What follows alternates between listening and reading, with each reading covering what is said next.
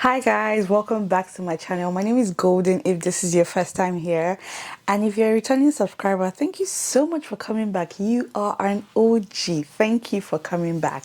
Thank you. And I also wanted to say thank you so much for all the love, like on my previous videos, like I'm so excited. Thank you so much for showing the love. Thank you so much to those who shared the video, who liked the video, and who subscribed to the channel. I think I have a couple of new subscribers since my last video, but anyways, we'll get to that later. But today's video is basically going to be about how that is. Today's video is basically going to be about immigration. So it's like to piggyback of the last video I made on how I immigrated to Canada in under 3 months, 2 months and a couple of days to be precise. So as much as I feel like there's so much information online, I just felt like people really wanted to know how I did it because of the fact that my own timeline was faster, right, than the usual, in quotes, than the usual timeline. So just to mention that I did not do anything spectacular. I can promise you that I did it just the way any other person would have done it. But since you guys wanted a much more detailed video, that's okay. I'm going who am I? I'm going to do that video. Anyway, today I'm basically going to be I'm talking about the steps I took, all the documents I had to submit for my permanent residence application to Canada. Now, if you see me looking this way, it's probably because I'm looking at my laptop or I'm looking at my phone, one of them, because I basically want to get information that I used. Now, also just a disclaimer, I am not an immigration consultant or an immigration agent. I had a couple of people asking me questions on my on that video, which I really appreciate. Like, I appreciate the engagement, I appreciate the questions, it helps keep the conversation. However, I would just like to say you should always do your research before you take any decision so that you're sure that you're making the right choice, if you get what I mean. So without further talk, let's get right into the video.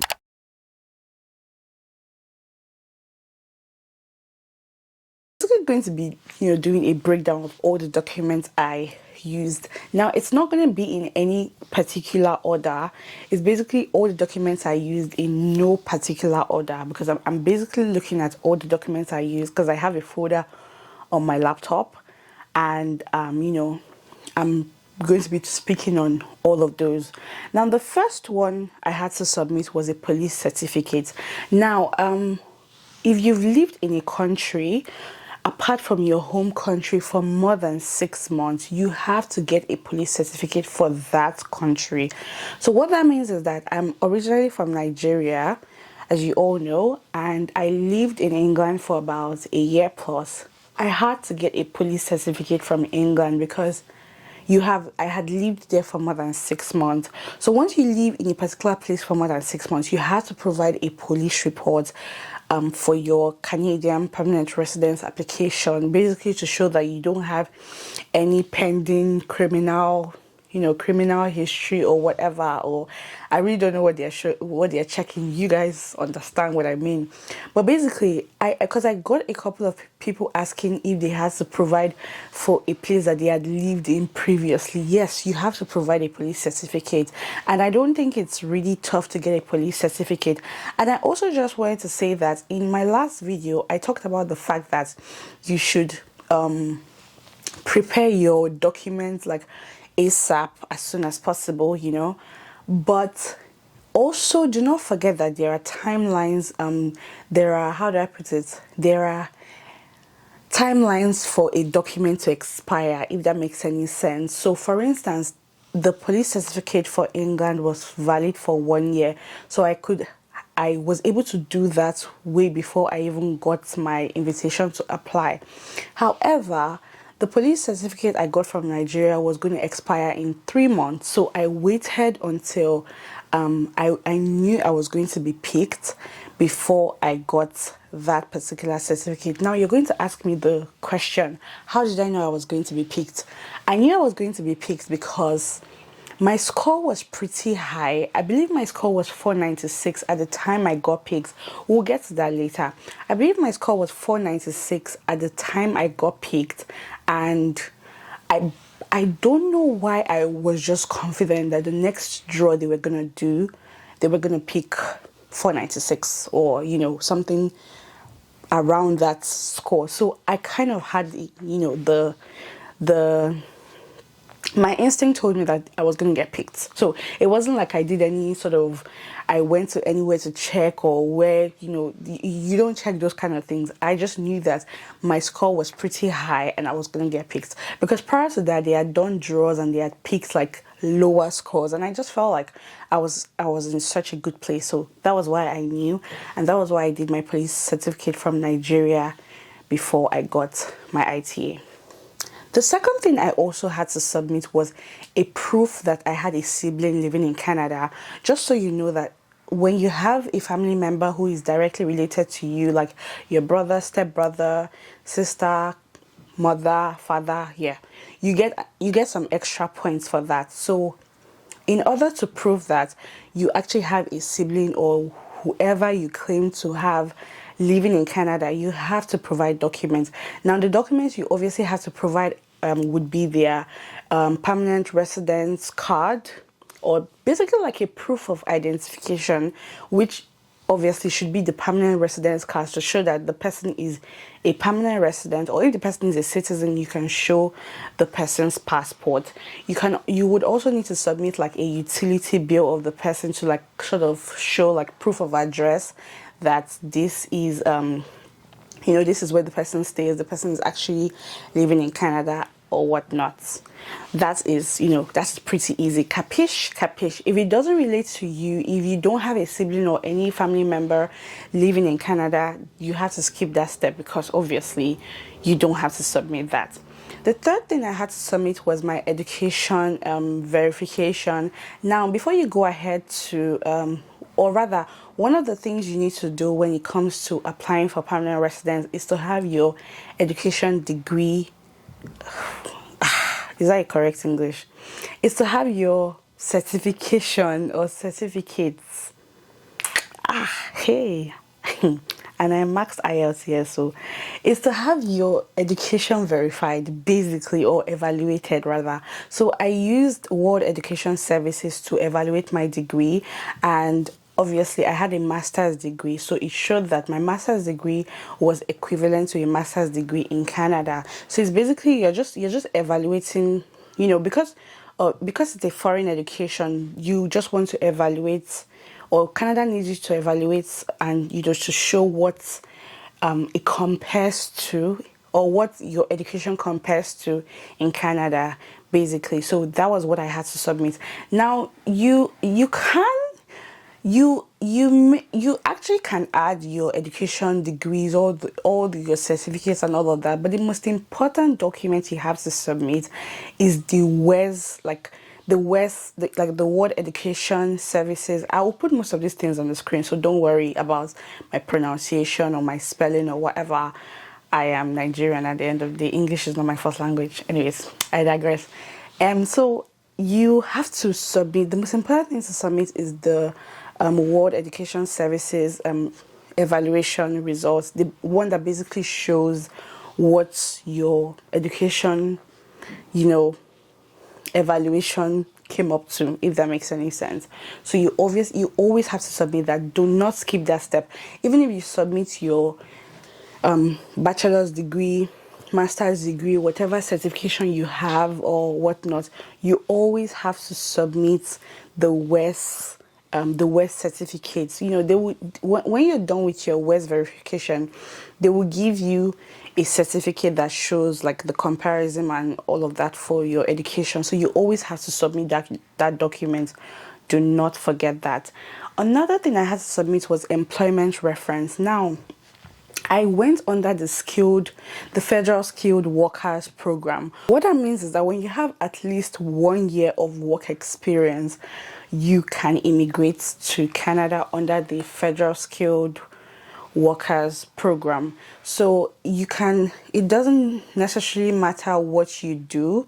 However, there are, the different categories. So for instance, I work in investment. So I believe I was in tier one or something. I don't know. I'll put the link of everything I'm talking about so you understand. So you have to provide like a letter that basically states what you actually do. And my advice is to make sure that the details on the letter matches what Canada, or rather, Canada immigration understands that job title to be. So what that means is that if for instance you claim to be a human resources professional, on the Canada's website, you would see the job roles and responsibilities that a human resources professional should ordinarily have. Make sure it matches or it tallies with what you say you do, because it's very important. Because if you say that you do HR and then you put a job description that shows that you do maybe finance operations, for instance, it doesn't tally, and that may cause a problem at some point in your application, because I've heard of something like that. So you always should be you always should check that the roles and responsibilities match each other.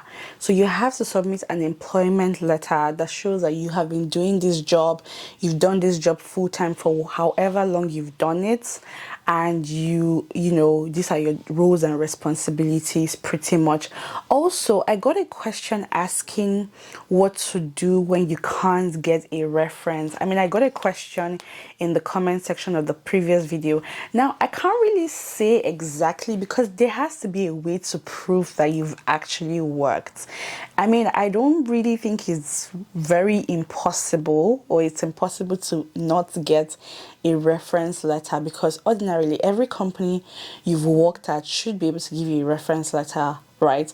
I know the company I worked at like 6 years ago, if I reach out to them right now, they will give me a letter. So you should be able to actually get a letter. I don't know how impossible it is, because the person was pretty much saying something about she's unable to get a letter, but I don't know how possible that is, honestly.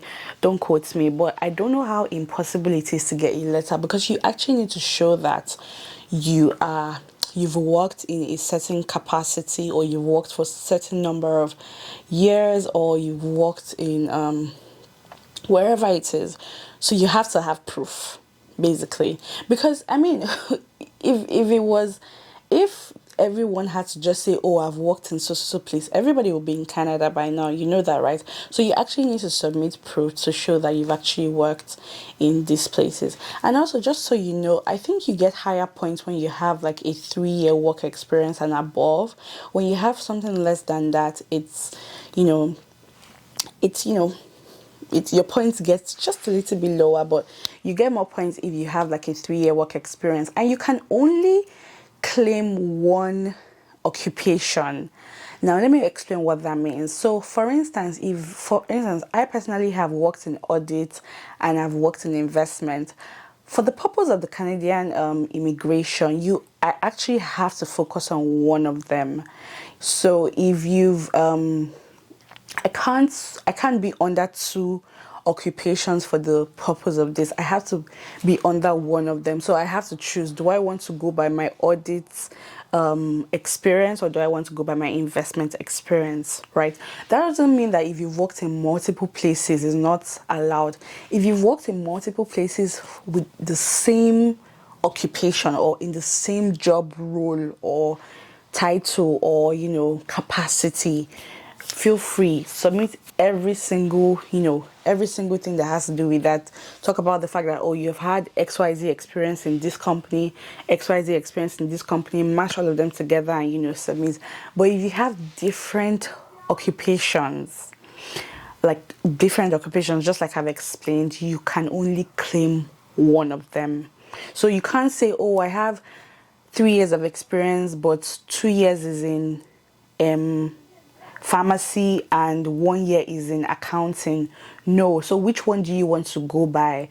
We understand that you have 3 years 3 years worth of experience, but you have to actually choose one for the purpose of this application. And then if you decide to choose the pharmacy one, that means you only have 2 years worth of experience for this particular purpose. I understand that you've worked for so amount of years, but if you have different occupations, you have to choose one of them. So my advice would be, if you have multiple occupations that you've done throughout your career, check for the one that has the highest level of work, the highest years of work experience, and stick with that. That makes sense. Now, the fourth thing, I think I've lost count. The next thing I submitted was my travel documents. Obviously, this is a given. When you're trying to apply for any immigration or a visa, you have to provide your passport. So for me, I provided my passport, I provided my card for the UK, like the temporary residence in UK that I still had. I provided that and all of that. Then another thing I provided was the upfront medicals I did. However, there's a disclaimer. Some of you don't actually read. No, some of you actually don't read, because in the last video I had a couple of people drop comments, and I know that I pinned a comment in the comment section. And for you to drop a comment, you definitely passed that pinned comment, and then you wrote, because in the previous video I wrote that you have to there's an update on the video, and because I published the video before October 1st 2023, which was when the decision of from IRCC that no one should do an upfront medical became came into English is hard, man. Anyways, from 1st of October 2023, IRCC has said that no one should go do an upfront medical. You have to wait for instructions. I literally put it in the comment section, and I pinned that particular comment so that anyone who wants to comment that same thing would look that and see that I had already done that. But some rude people came and started saying, oh, but there's no more upfront medicals. I literally wrote it there. The video was published before the whole news came out. So, try and read the description box sometimes, okay, guys? Like, please try and read the description box, because sometimes I may forget to actually put some things, and the easiest way to give an update would be to write it in the comment section or put it in the description box. And I understand that not many people read description boxes and everything, so I put it in the comment section because I know most people go to the comment section. But yeah, read the comment section, guys, please. And also, you would also benefit from reading the comment section of that video, because I answered a couple of questions there, because a couple of people were asking me questions there. I will still go back to some of them when I'm done with this video, just at the end, to give much more details. But yeah, try and read the comment section. You would have much more information, from people that have had the same experience as you and all of that. So yeah, read the comment section. Now, the most important question everyone was asking was the letter of explanation, guys. The letter of explanation. But before I get into that, let me talk about the proof of my finances that I submitted. Now, for proof of finances, you can either submit your bank statement, right, showing your, no, not either. You should submit your bank statement showing the money you have available for you to settle in Canada. Now, there are different ways by which you can prove this, this money. The first one is you can prove that someone in your family or your brother or sister or your friend, somebody somewhere gave you a financial gift. So what that means is that, for instance, if my sister decides to give me the money I need to settle in Canada, all she needs to do is just write a letter and have it signed, right, that she is giving me these financial gifts to aid my stay in Canada, and it has no obligations whatsoever. So that was what I did in my case. But in my case, it was my mom, right, who wrote that letter for me, who gave me the financial gift. I just want to be as open as possible with you guys so that you can see that you don't necessarily have to have the money by yourself. Someone can actually gift you the money, but the person has to actually write a letter that they have given you this financial aid, and there's no obligation with this gift. It's just for you to use to settle in Canada and whatever. But if you have the money, by all means, you can also just put it in your obviously it will be in your bank statement, and they will see it in your bank statement. Also, don't also forget that you should try and check the exchange rate quite often. And if you have to add some money, try and add some money, because there is a specific amount of money one person needs to have in Canada. And, depending on the exchange rate with, Nigeria and Canada, you always have to just make sure that the amount you have in your account is sufficient for that purpose. Just wanted to point that out. Now let's get to the most important question, the letter of explanation. In my previous video, I talked about the fact that you have to write a very good letter of explanation. That's because a lot of things that are on the application sometimes needs to be explained, right? So sometimes, for instance, I think I spoke about it in the previous video where I said that my job has always been remote since COVID started, and I was also doing a master's degree at that time. Obviously, if I didn't write a letter, anyone looking at it would be wondering, how can you be working in a country and schooling in another country? Obviously, I mean, sometimes it might be common sense to know that, oh yeah, the job is remote, but at the same time, that's why it's important to just write a letter of explanation. So anything you feel like you need to explain, that once an immigration officer looks at, he might be a little bit confused, you might just want to write a letter of explanation. So now the things I wrote in my own letter of explanation, one, I wrote about the proof of funds. I wrote about the fact that this was a gift from my mother, apart from the fact that she had already done the letter, the gifts deed, which I just spoke about a couple minutes ago, talking about the fact that she's gifting me financial aid to move to Canada. I wrote about that in my letter of explanation as well, talking about the fact that she gifted me so amount of money. This is the account number that it was paid to. This is the day it was paid to. I also wrote about the fact that the conversion as at 19th of January 2023 is at so and so. I used the exchange rate and all of that. So then I also talked about my education. Just like I mentioned, I talked about the fact that I relocated to England and I started studying in England, and I was also working at the same time. So I talked about that, and I talked about the fact that it was remote. I also talked about the travel history. You can talk about any travel history that you may have.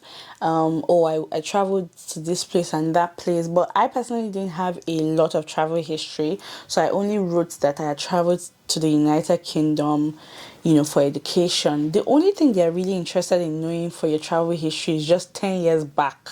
Anything past 10 years back, you don't necessarily need to disclose, because you need to just explain anything 10 years back. You don't really even need to explain travel per se, but if you just feel like there's anything regarding your application that needs any sort of explanation, you should just put that there. It does not hurt. Like, it literally does not hurt to put that there. I wrote about the fact that I was resident in the United Kingdom, but I was working in, Nigeria.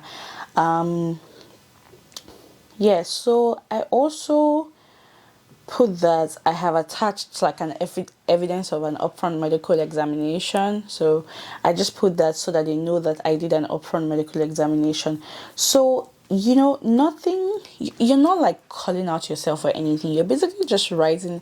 Believe me, the letter of explanation was not more than, it wasn't even up to 2 pages. You're just writing anything that you feel you want to explain further. If you feel like you don't want to explain it further, that's okay. Like, move on. But if you feel like you want to explain it further, that's okay as well.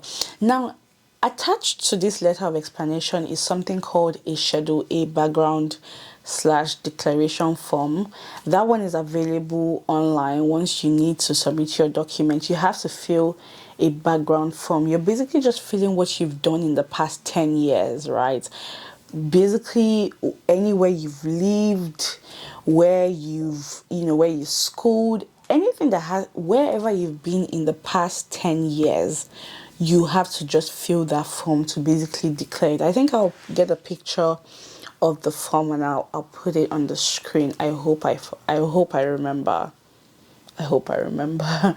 But yeah, so that was what I attached to the letter of explanation, because it's a background form, basically talking about your background. So I just attached that to the letter of explanation and I submitted that. So those were pretty much all the documents I submitted. I'm also going to attach a sample of the gift deed.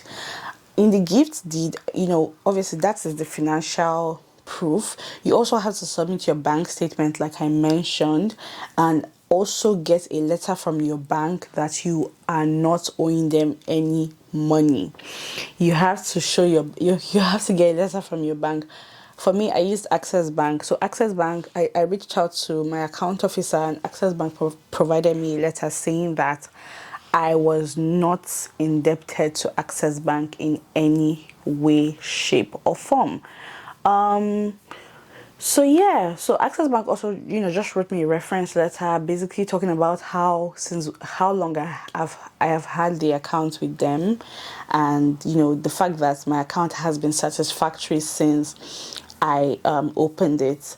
And then I also, merged my bank statements for the past I believe I provided them for the past 6 months. Yeah, I provided 6 months worth of bank statements to IRCC. I believe that should be the minimum. Yeah, you should provide at least 6 months. And obviously in the bank statement, it showed where the financial aid was deposited in the accounts. So those are pretty much all the documents I submitted. You can see that it is not even a complicated process at all. Obviously, I submitted things like passport photograph because they asked for that. Yeah, basically you would get a check when you're done with your application, or when you receive an invitation to apply. You would get a checklist of what they're asking you to submit, and what they're asking you to submit is basically dependent on the information you filled in the first place. So if you feel that you worked in XYZ, when you get an ITA, they're going to tell you to provide proof that you worked in XYZ.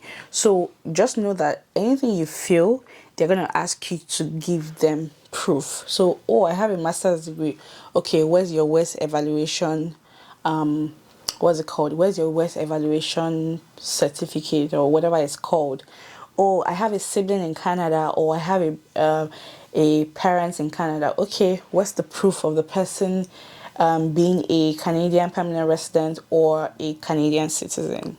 Do you get me? So basically everything you fill in the application, you're going to have to show proof for that.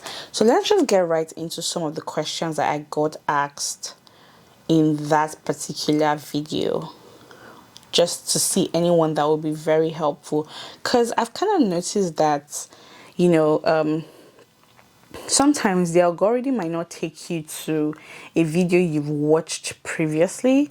So I don't want to hope that people get to see this video, the ones I have watched. So let me just answer it here. So first of all, there was a very shady comment from someone saying that in my title I wrote 2 months, and when I was talking I said I got it in 3 months. I mean, I feel like that's quite a funny comment for a process that takes 6 months, because I'm not even, what do I have to lie about? So my timeline was basically from 19th of January to 4th of April, I believe. So that is basically 2 months and a couple of days. I don't even know, is it even up to 2 months? Okay, yes, it's 2 months and a couple, and some days, or maybe about 2 weeks, which could either be considered as 2 or 3 months. So I mean, I don't even know what warranted that comment, but I mean, that's by the way. Someone is saying, can I apply if I am currently unemployed? Though I have 5 years work experience. Yes, you can. You don't have to be employed at the time you're trying to apply. You don't have to be you. You just should have certain years of work experience. The minimum is 1 year. So if you have 5 years worth of work experience, yes, go ahead and apply. You don't have to be working at the time. Just have proof that you actually worked for 5 years in the capacity that you worked, worked in. See, someone even said she got her PR in 1 month. You can see that mine is not even as fast as some people. So,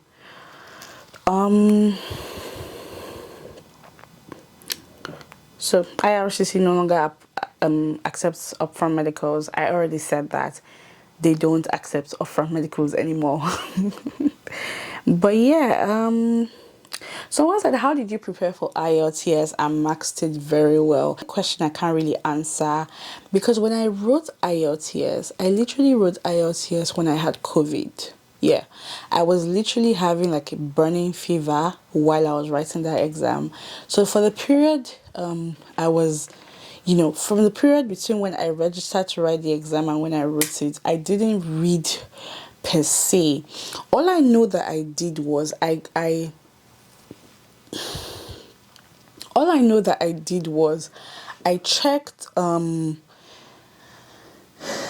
is it IELTS by Liz? English by Liz or something. I'll check for the name and put it on the screen. IELTS by Liz or something. And I checked for like the structure of the questions. That was literally what I checked on. I wanted to see what was the structure of these questions, because I knew that I couldn't really read for this thing, and I just didn't want to bother myself. So I checked for what is the structure of the question, what kind of questions do they ask. That was literally all I did.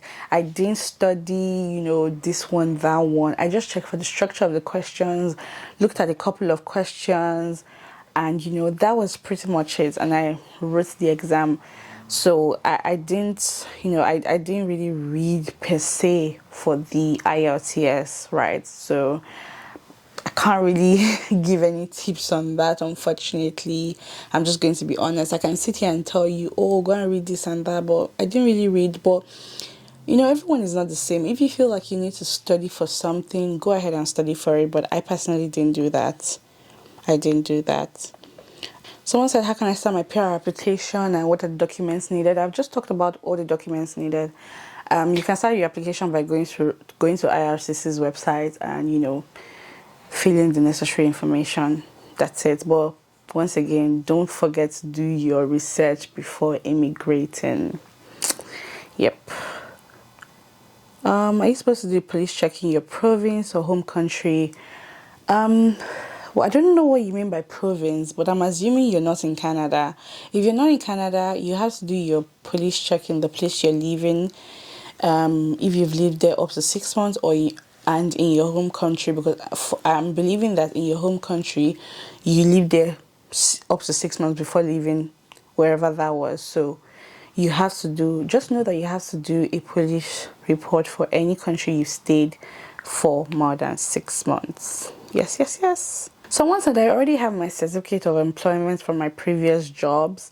Do I still need to get a new one that summarizes my roles and responsibilities?